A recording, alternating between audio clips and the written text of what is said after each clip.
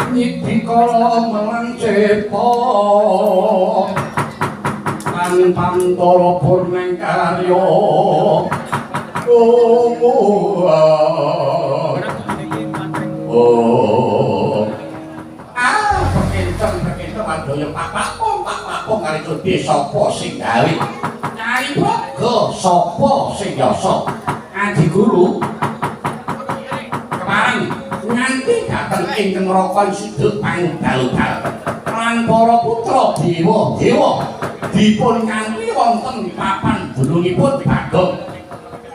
Nika wonten wigatos sing kasun kados pundi Adi Guru. Senajan ingkang putrapun penyangan ugi cumadung jauh Rama Pukulun.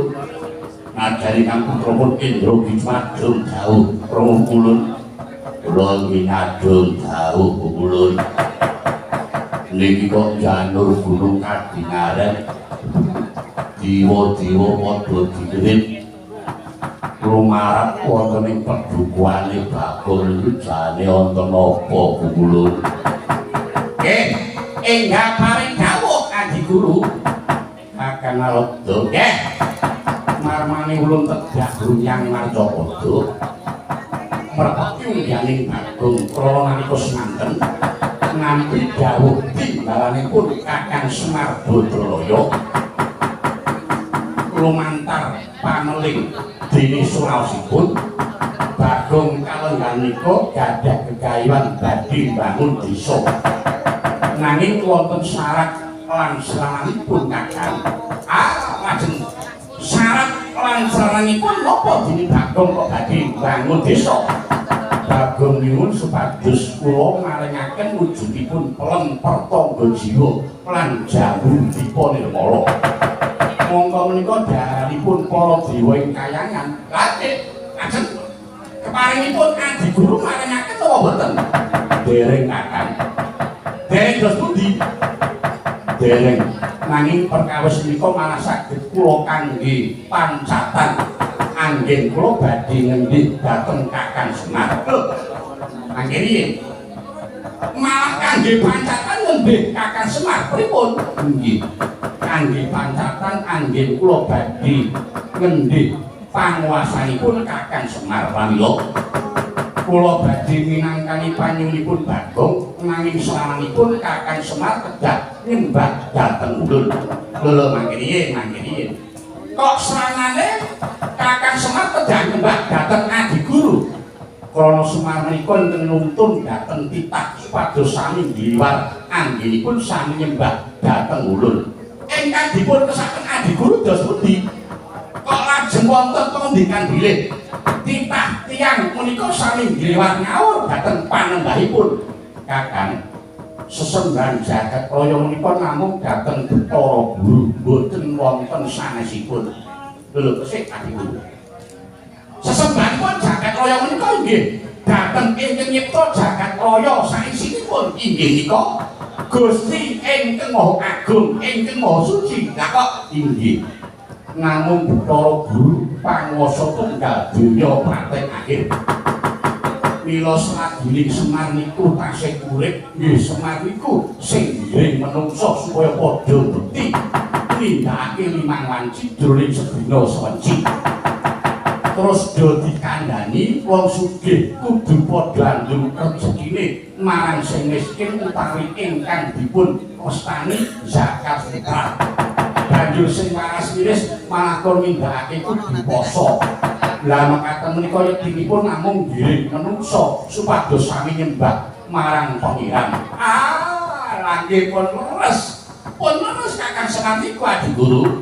Yen panembah jati menika namung dumateng zat ingkang murwendat Gusti ingkang Maha Nasa. Mboten saged pundi? Mboten saged. Sesembahan jati menika nggih namung kula, namung Bathara Guru ingkang wajib disembah. Kalebet Kakang Semar ugi kedah nyembah dhateng Bathara Guru. Sing marahi nggih wonten mriki menika. Mila Adi Guru pengendikanipun lan kasipun Adi Guru menika mangke tartemtu badhe dawa butuhipun kirang bejo sisih senggiripun paduka Adi Guru malah badhe sinuwak ing jagat. Krana paduka malah damel geger eling lho Adi Guru eling. Paduka menika ratu-ratuning dewa dados tumindak sapecak. Ngendika Sektimak menika kedah saged kangge tepa palupi para titah. Yen Adi Guru ingkang nyimpang saking bener nerak angger-angger lajeng badhe kadon pundi jagat menika. Nanging ulun menika gadah panguwasa. Terus pundi? Ulun menika gadah panguwasa. Lah iki mriki niki Adi Guru. Niki kula sing saya ora cocok, ora sarujuk, ora mathuk, ora gathuk. Pancen leres Adi Guru nggadhahi panguwasa nanging panguwasa niku boten kangge nguasani nanging kangge ngayomi. Tur malih Adi Guru Kakang Semar menika kadang rada paduka. Lah wong sedulur tuwa kok nyembah sing luwih enom. Kula ya lumrah nek anak-anake Kakang Semar do ora trima. Kalebet kula perkawis menika kula boten sarujuk. Dados yen wonten menapa kula tunggak warung, tunggak dagang boten badhe melu-melu, boten badhe nderek garap. Dados yen Adi Guru mangke nampi wolak, monggo kula aturi nyangga dhewe dosanipun Adi Guru. Jaja muntak lir inetat. Netra kocak mundarandir. Ditnya mangala cakra.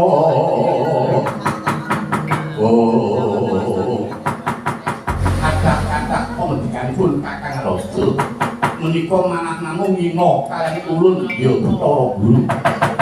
cariyosipun yen Kakang Rada boten ayugyani monggo Kakang Rada wangsul malih mawon wonten ing kayangan. Perkawis menika ulun tanggunge lan ulun ingkang badhe ndadaki Kakang ngaten nggih pun kula bakal melu-melu nanging tumrap kula boten urip sawiji-wiji katen namung mundhuh wae karma pala sapa nandur bakal mundhuh mantiteni mawon yen Allah niku boten badhe tumawan becik lah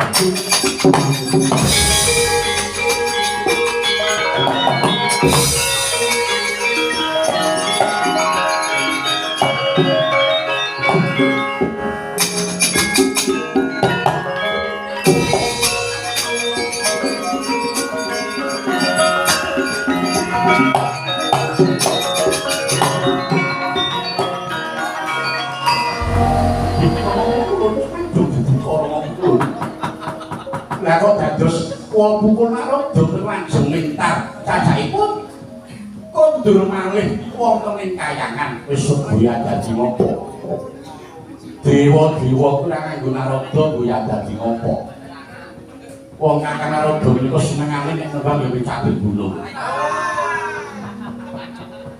nggih pajiwanipun nggih ingkang putrapun Indra lajeng sadhun jauh penyarian Indra apa dene Yamadipati wonten dawuh wonten jauh ulun perkara iki nggone ulun bakalan nggih marang panguwasaning Kakang Semar mesti wae anak-anake Gareng Petruk Bagong mesti bakal ora padha narimake jeneng kita wae ana anak-anak Semar yen pancen bakal mbelani marang wong atuane mangsa borong gur kita bakal nyoba anak-anak Semar syukur badhe mengko yen to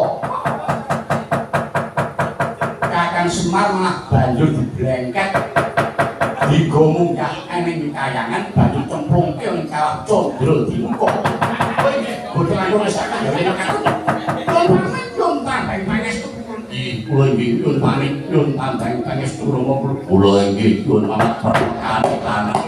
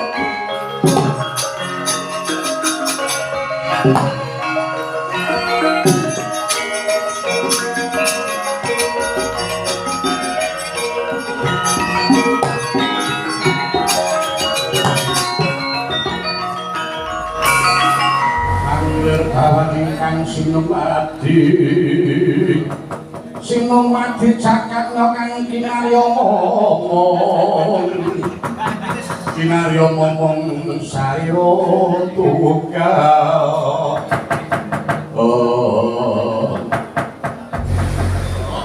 piye kang Gareng wah tenang iki ora urung kriwikan dadi grojokan guyonan dadi tangisan lha piye kae to sawangen to gebruduk-bruduk mangampak-ampake gimana kae para putra-putra dewa sing dikanthi sanggan jagat dinata. Lah iya ngono kok nek ora karo arep dhewe kae penyalian terus burine kae njero. Wah. Wis. Mlebu kaniya Bagong dadak. Darbi penjaka sing rasa mestine ing atasing derajate Bagong kok dadak bangun desa mongko sing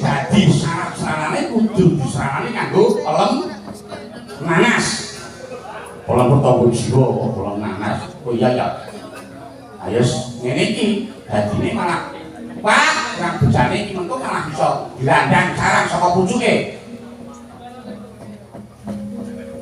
Kowe kira-kira iki do sago batu ora? Nah kira-kira ora sago batu iki mulih to lho, kayane dhewe. Jarane sedulur iki nek kudu tacah daya dilayan sama sinamatan. Nek kowe ora duwe, kowe tak utangi. Nek kowe utang aku sing ora oleh. Padha wae. Nggih, sago batu ora. Sing jenenge dulune kuwi gede-gede ngono. Wong nek ana botole potane, upamane kowe sira digawe supitan, aku ya mesti dadi tulang punggung utawa sing dadi manut tanggung jawab. Mosok baline bareng kuwi nek upama sesokan mantu aku sing dadi ketua panitia to. Akan dadi gegayan bangun desa mongko gegayan kuwi gegayan sing utama mergapan mulyake para kawula-kawula sing padha mapan ana ing pring sedapur iki pring apus karo desane dhewe ali. Lah nek ngono ala bener kucing luput awake dhewe kudu coba ngewangi karo Bagong ning awak dhewe sing minangka dadi anak Semar. Ing atase Semar kok kon nyembah karo Bathara Guru, mongko Bathara Guru ki sedulur enom. Kok sing tuwa kon nyembah sing enom ki ya aneh to reng. Ayo kula kuwi pokoke iki mengko dewa-dewa tekan kene ajane Semar pokoke.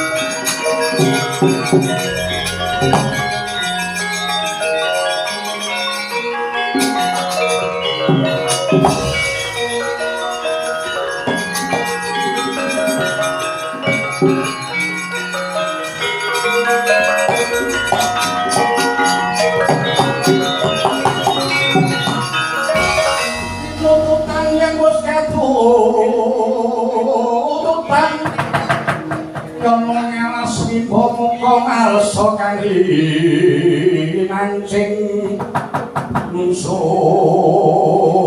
padha prawira sudira palireng jurit kala makut ngalokara nang kono magawe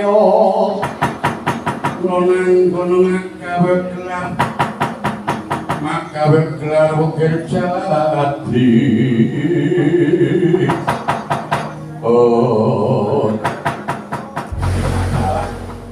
Orang itu ujarangan bapak jebul tenan. Anak-anak Siwa Semar mawa gareng Petruk Bagong nitik saka praupane genakne iki padha ora naringake. Najan mengko ning kudu pait waspada aja dispareke nadane wujuding kula kawan. Pukulun penyanyian kula ngaturaken sembah pangabekti. Pukulun Bathara Indra kula ngaturaken sembah pangabekti. Pukulun Nyamodipati kula ngaturaken sembah pangabekti. Loro gareng tak tampa, yo tak tampa loro gareng. Kula nggih ngaturaken sungkem nggih. Pukulun penyanyian kalih Pukulun Indra menapa dene Pukulun Nyamodipati. Petruk tak tampa, ya Petruk tak tampa. Ora ngaturke sembah gak. Tapi ngaturke sembah dadi mungsuh, ora yen dadi mungsuh. Niate jajale jubah iki kok niate menengke ya meneng bisa. Ngono gareng kok dadi kowe. Menggak apa ning dadi lakulun. Nggih. Kula ngertos menawi paduka Pukulun wonten mriki menika jaragan nampi dawuhipun Kulun Bathara Guru supados namung badhe blengket dhateng Rama Semar Badraya. Inggih napa boten? Piye? Namung badhe blengket utawi bondo dhateng kakekne Semar. Dadi pun buta wonten ing kayangan. Yo ora teh dingalih-alih pancen dasar kaya mangkono. Lho. Kowe sumikira aku bakal saged jagung lawan Siwa Semar Badraya.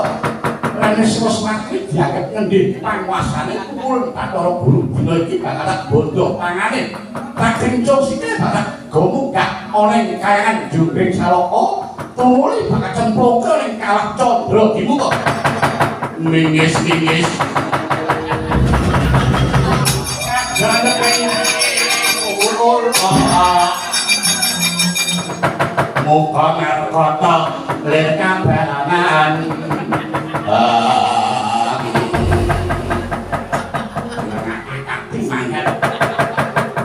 Apa dikira anake lanang nala gareng apa mungsuh dewa-dewa? Apa dikira nala gareng wedi ngono piye? Lah kok dadi paling ngadeg malah kadang yo ben nyate wis tak kadang jembar. Sampeyan arep ngajak sirnane bapakku, anake sing ora trima.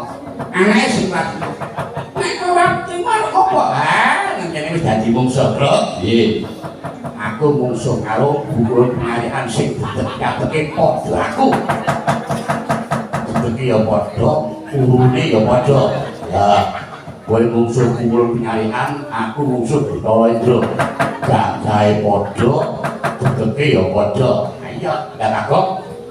Arek mungsuh sing pengenget kae. Alon-alon to Mas Darasok nang mripatku kelebon apa ya? Terus kayak nani kocok mripat dadi lodo burung. Ngabune dilatus iku. Ayo, Bro. Kowe pokoke nyata awak dhewe ngajak Jemya. Kowe mungsuh cara penyarian, aku mungsuh.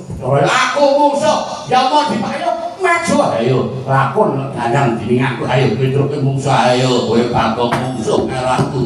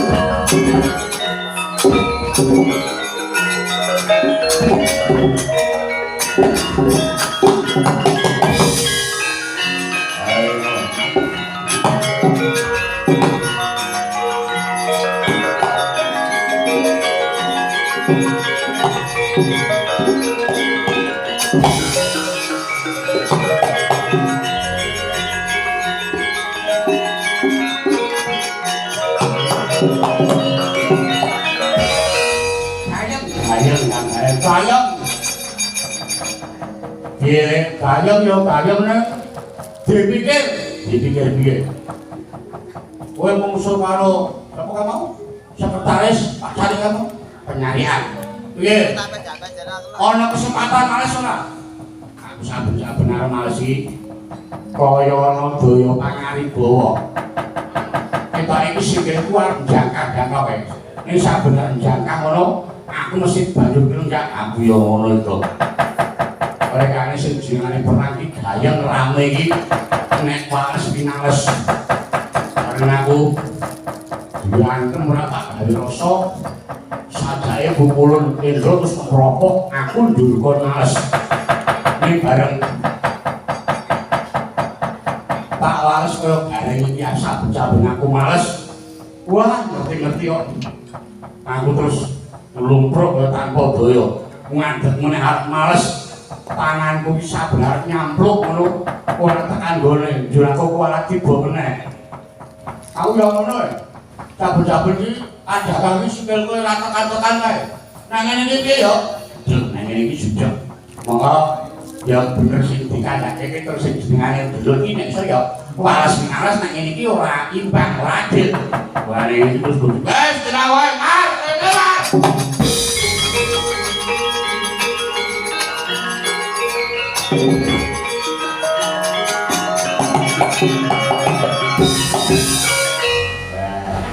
Jut elek ora menehi kesempatan agar udut sandang lekas meneh ana ngopo jujug jujug piye ora jujug kowe piye tenan iki dewa-dewa kuwi do tekan kene mungsuh karo dewa-dewa piye gareng mungsuh karo Pak Carik Petro mungsuh karo Bathara. Indra aku mungsuh karo Yamadipati. Ning gumune iki lho, gumun iki. Saben-saben arep males ki ora tekan gone. Saben-saben arep jakar sikile tiba. Saben arep ngantil ora tekan gone. Piye Pak? Ben iso males ki piye? Carane, ana carane. Tak kandhani carane. Carane priwe, Pak? Nggih, carane pripun, Pak? Ngene. Sing jenengane dewa ki lumrah mergo dewa kuwi panggonane ning dhuwur. Mula nek mung tek antem nggon dodo munggah ki mesti wae ora digawe rasa. Diwasa kepara kowe kabeh nek arep jangkah ora bakal tekan malah kelendang. Terus kula digawe cara nek sing tok antem kowe weteng dodo munggah mesti ora digawe rasane. Nek sing tok antem kuwi nggon weteng mengisor nek ora do gladak aja diundang Semar. Iki takon to Len. Nggih. Jujuk loncat blatar. Loncat iki. Pokoke weteng mengisor ya Pak. Iya, weteng mengisor. Ya. Weteng mengisor ya siap. Jujuk loncat blatar. Baiklah. Weteng mengisor jujuk gonde diwot-woti.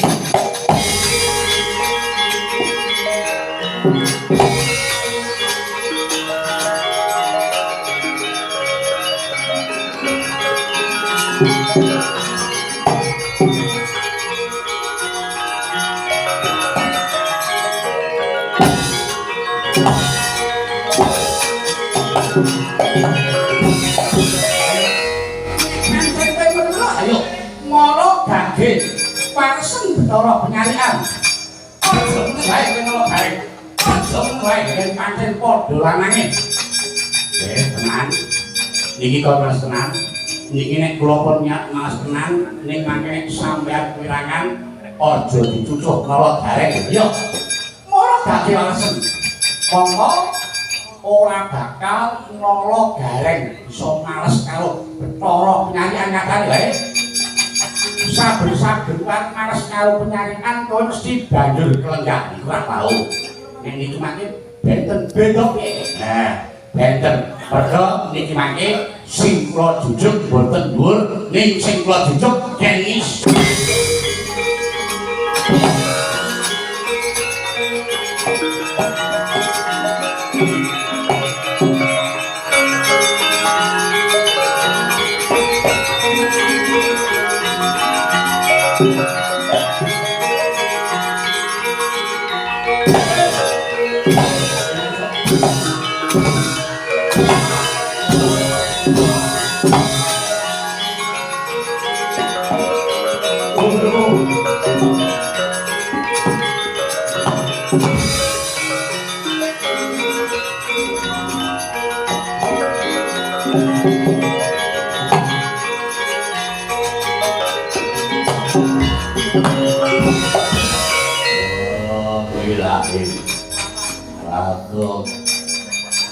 Wes kuwirangan ora bakal iso males kok maju meneh ayo.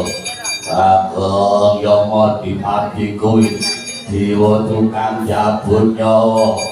Ayo kowe aja mriko saya mengklaim pancen kowe iso males ayo. Kaki walesen Bathara Yama Dipati. Piye Mas? Kaki walesen Yama Dipati. Aku nek wis nyal males tak jujuk nggon busi mati karo.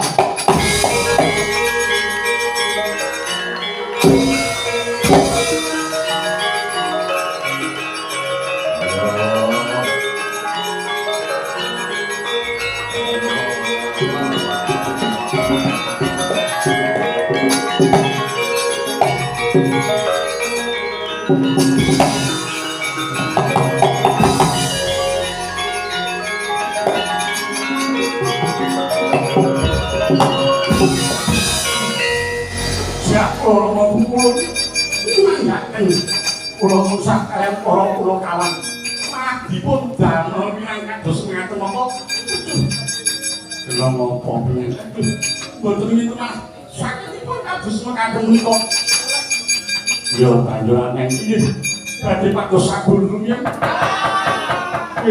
kok yo ngerti jujuk nggon isor aduh Romo unggul aduh menika kados pundi ing atase namung dipun wales nggih mriki niki malah sekujur awak kula dados gumeter kados ngaten nyemanggaken. Aduh yo lagi iki aku iso dengket-dengket.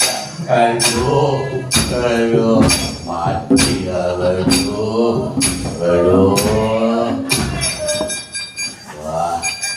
jonggon iso tak nglaku iso timbal dhewe iki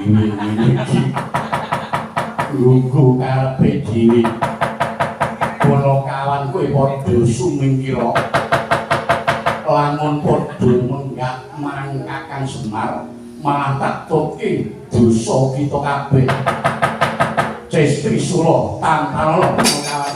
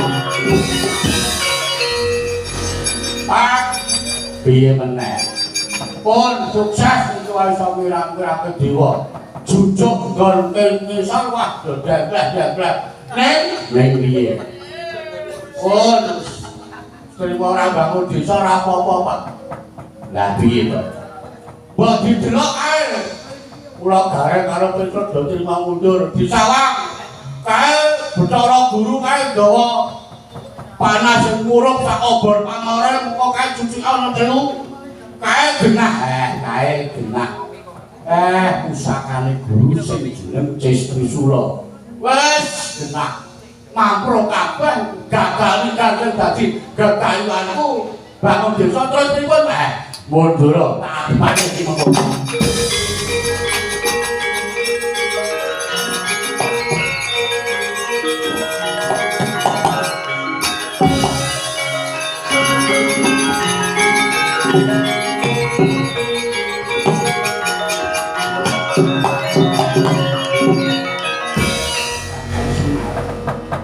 nuwun sewu yen sae tak jabel basaku lan pancen kabeh wis tak dadaki iki aku wis ngasta pusaka Cestri Sura iya Guru kowe saiki ngadepi marang aku nggawa Cestri Sura pancene ngono aku ora wedi ngadepi ambok yo tok anake malah bakal ngake dadaku ning mbok yo dipikir nek kowe arep mateni Semar kok nek Mercapada ya nek Semar kok tangani Cestri Sura itu mekane mati nek ora apa ora malah barang wirang kowe iki apa ora kuceng asmamu Bathara Guru wis to aku arep mbok kapake aku arep mbok jululuh aku anane manuk ning mbok raja ning Mercapada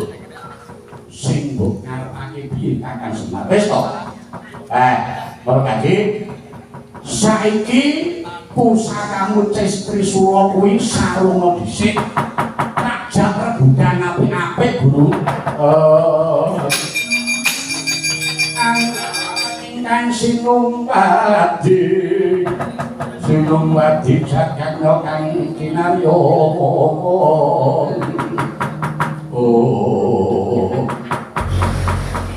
iya piye Kakang Semar ngene ya Guru kaya kandhaku ngarep mau sarung dilulu nek aku karo kowe sedulur kok mung padha jenengan mula wis to aku arep mbok kapake aku arep mbok jululuh aku anane ning manut ning aja ning Mercapada ayo rasa mbok bondo saiki wae aku gage gawane ning kayangan aku arep mbok kapake manut wis to ning watone sing dadi gegayane Bagong kudu lakon ya kuwi nggone kepengin bangun desa waton kowe mengko gelem menehi Bagong ya kuwi wujude lem pertanda jiwa lan wujude jambu dipa nirmala Semar arep bojo luluh arep tok kepiye wae angane Semar mung manut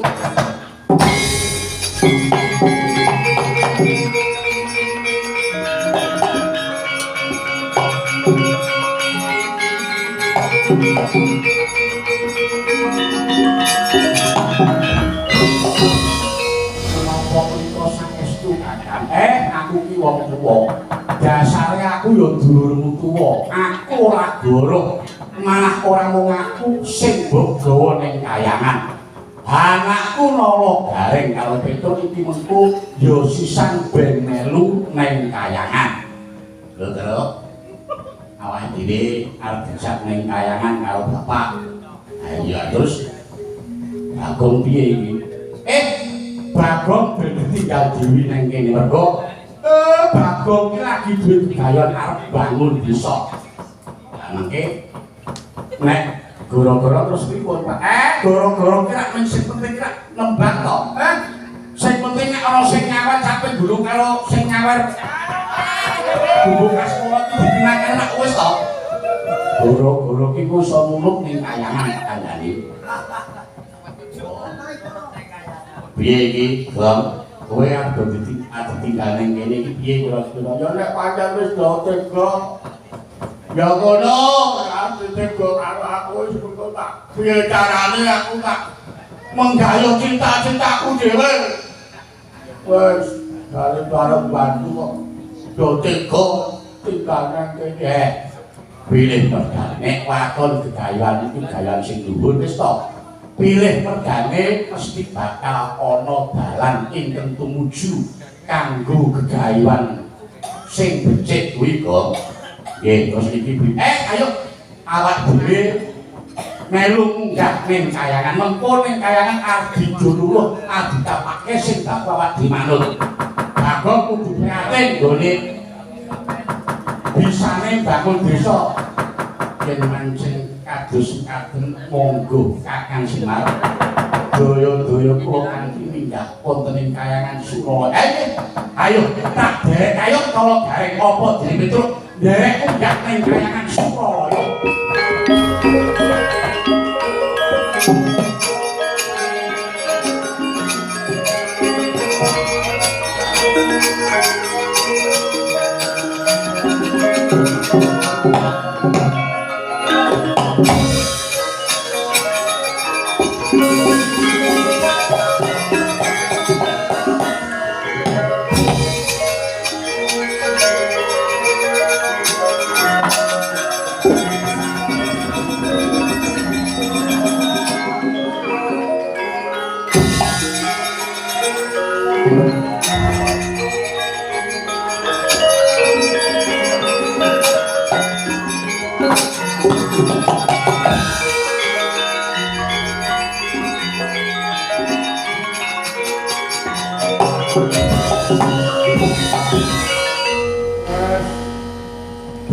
Temenanan iki karo aku. Ya jan bener sing dadi ngendikane bapak mau nek gegayuhan utama kuwi waton teken-teken mesti bakal tekan sing dadi sejane apa ya tak ayahe dhewe pokok mau gareng karo Petruk ya wis dosaku arep bantu dari dulurku sama cinamatan daya dinanya bandol rompo guyub rukun. Lha kok mahdote gagang colong playu. Ning apa nganu kok ya maksude Semar iki aku ki ben pangkat tumangkat dhewe ben aku mikir dhewe ngasah dewasa. Iya nek dhewe ngene iki ya monggo sing tak baten lho pandai takku. Dhewe mesti Semar karo Gareng Petruk iki munggah ning kayangan kok ati suda-suda. Ning kurang bisa sithik sembilan mesti adem mungkin ning kawat Candra dibuka. Iya iya. Wis aja mati apa kok malah gara-gara dhewe. Ane piye? Aku ki apa aku ki nek kira apa aku men kuwi rayu tok. Wah, piye ya nek. Wes, monggo gegayuhanku ki cetok gegayuhan sing luhur arep bangun desa kanggo kawulaku ben padha urip sing ayo teken Kyai Bagong Mulya. Iya nek ngene iki apa-apa dhewe. Nggih. Nah. Baju galingan. Aku mau ngarep dadi sepisan aku nganggake dulure bapak kuwi. Ana telu, siji Sanghyang Kesmanto kok Kesmanto. Sanghyang Esmaya ya Semar. Sing kabeh kuwi lho ya kuwi Tejamaya ya Wataka sing kabeh telu Manikaya ya Bathara Guru. Nah iki monggo bapak iki dhuwur tuwa kok kon nembah karo Bathara Guru sing dhuwur enom. Bapak dhuwur tuwa jenenge ya kuwi Tejamaya ya Wataka. Nek ngono lakon iki tak aturke ana mencane Wataka. Piye carane kan jaluk tulung Wataka. Nek Semar gareng Petruk digawa ning kae sarep di gawe cinkraka wadulke nang gone Wataka kuwi nek patus akan jaluk pitulungan karo Wataka. Wah. Wataka aku sing teko ning jurang para aja